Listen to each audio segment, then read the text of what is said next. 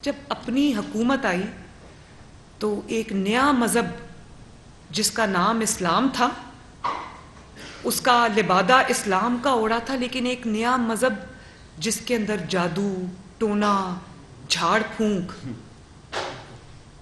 اور وہ کالی دال اپنے جسم پہ مل کے بیٹھ جانا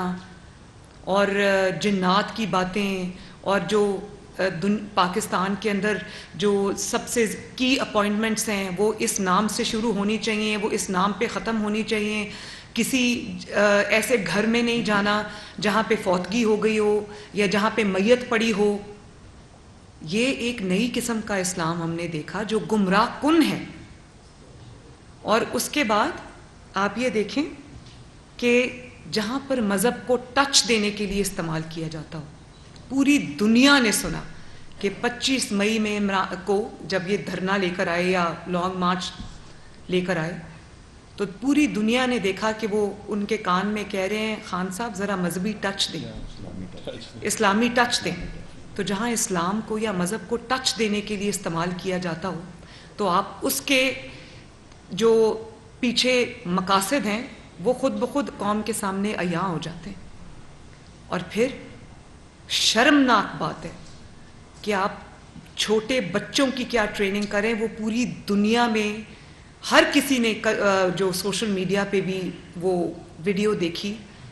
جس میں ایک بچہ جو ہے وہ کیا بول رہا ہے۔ میں اس بچے کو کیا الزام دے سکتی ہوں، لیکن میں اس کے ماں باپ کو ضرور کہوں گی کہ آپ نے بچے کو کسی ایسے انسان کی پرورش میں دے دیا جس کو خود پتہ نہیں ہے، جس کو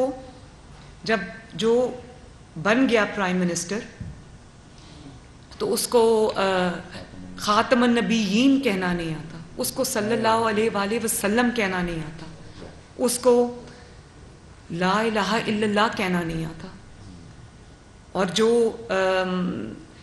اس قسم کی، اب مجھے ابھی پتہ چلا کہ جب جے آئی ٹی گئی زمان پاک میں تو وہ کالے بکروں کے حصار میں وہ جے آئی ٹی کو بھی بٹھایا گیا، اور وہ یہ میں اوتھینٹک آپ کو خبر دے رہی ہوں، کالے بکروں کو جب تک وہاں پر جے آئی ٹی موجود رہی وہ کالے بکروں کو وہ گھماتے رہے اس طرح سرکل کے اندر،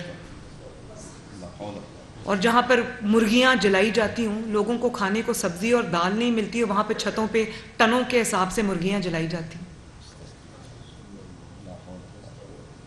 اور سمندر کے پاس نہیں جانا، پانی کے قریب رہنا ہے،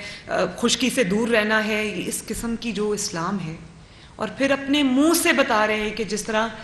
اللہ رب العزت نے نبی پاک صلی اللہ علیہ وآلہ وسلم کی ٹریننگ کی تھی ایسے اللہ میری ٹریننگ کر رہا ہے۔ کوئی مسلمان چاہے وہ جتنا بھی نیک ہو، میں نے بہت بہت نیک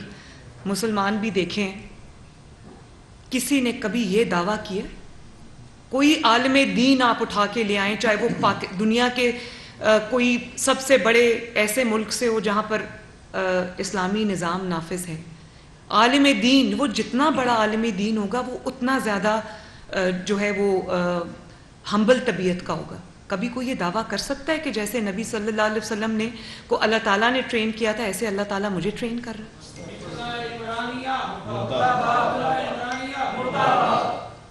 تو جو چیز ہمارا دشمن نہیں کر سکا ہمارے ساتھ، وہ اس فتنے کو لانچ، ایک نئی طرح کا جو مذہب ہے وہ ہمیں دیکھنے کو مل رہا ہے۔ اور بات ہو، آپ دیکھیں کہ کیا کہوں میں، کیا الفاظ استعمال کروں، شرم آ جاتی ہے۔ بات ہوتی ہے ریاست مدینہ کی، اور ریاست مدینہ کے دائیوں نے، ریاست مدینہ کا نام لینے والوں نے، اول تو کوئی دنیا کی ریاست یہ دعویٰ کر سکتی ہے کہ ہم ریاست مدینہ بنانا چاہتے ہیں؟ آپ جانتے بھی ہیں ریاست مدینہ کیا تھی؟ آپ جانتے بھی ہیں ریاست مدینہ کن اللہ تعالیٰ کے چنے ہوئے لوگوں نے بنائی تھی، اور وہاں پر کیا نظام رائج تھا؟ اس پہ میں ابھی آتی ہوں آپ کے ساتھ، میں اس پہ بات کرنا چاہتی ہوں اور پاکستانی قوم سے بھی یہ بات کرنا چاہتی ہوں۔ اور پھر آپ یہ دیکھیں کہ جب ریاست مدینہ کی آپ نے بات کی، آپ نے مدینہ میں جب شہباز شریف صاحب اپنا ڈیلیگیشن لے کر گئے ہوئے تھے،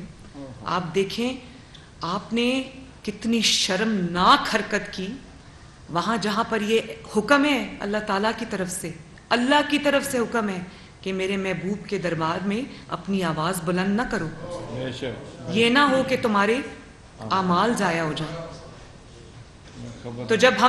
میں کبھی عمرے کے لیے جاتی تھی اور کبھی روضہ مبارک کے سامنے کھڑے ہو کے اونچی آواز سے کبھی کوئی درود شریف پڑھا کرتی تھی تو میری والدہ کہتی تھی کہ یہ بھی آہستہ آواز میں پڑھو۔ نبی صلی اللہ علیہ وآلہ وسلم کی آواز سے اپنی آواز بلند نہیں کرنی، یہ اللہ کا حکم ہے۔ اور وہاں پہ آپ نے مریم اورنگزیب کو گالی نکالی حرم کے حدود کے اندر، اور وہ ان کے بال کھینچے، اور اس کے بعد آپ کا کیا خیال ہے کہ وہ لوگ کون تھے؟ وہ پلانڈ طریقے سے بھیجے ہوئے لوگ تھے جن کو کہا گیا کہ وہاں جا کر آپ نے یہ کام کرنا ہے۔ آپ اپنے سیاسی اختلاف میں اتنے آگے بڑھ گئے کہ آپ کو حیا نہیں آئی، کہ آپ کو یہ بھی بھول گیا کہ آپ کس جگہ پہ کھڑے۔ اس دن سے ان کا زوال شروع ہوا، بے شک اس دن سے ان کا زوال شروع ہوا۔ بے شک اور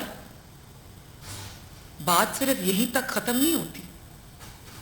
جو حضرت عمر فاروق کی مثالیں دیتے تھے،